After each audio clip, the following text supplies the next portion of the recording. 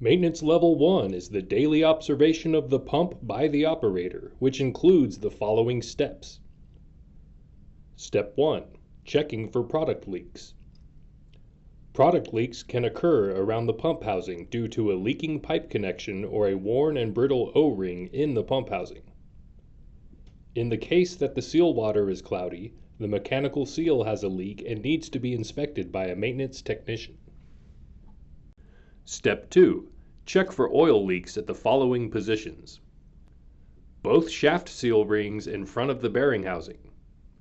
The shaft seal ring in the back of the gear housing. The oil level sight gauges at the gear housing.